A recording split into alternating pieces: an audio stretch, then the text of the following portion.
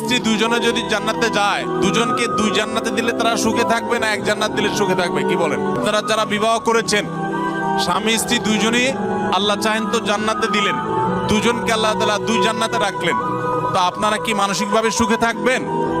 তাহলে কিভাবে এটা প্রশ্ন আসতে পারে বা কিভাবে প্রশ্ন উঠতে পারে?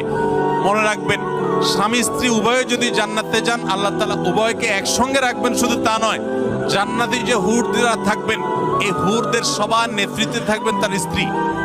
এখন আপনি বলবেন যে অনেক মহিলা আমাদের কাছে প্রশ্ন করে লিখে দেয়। একবার এক মহিলা লিখেছিলেন যে ভাই, এমন একটা আমল শিখিয়ে দেন যে আমলটা করলে আমার স্বামী জান্নাতে আর যা পাক হুর অন্তত পাবে না।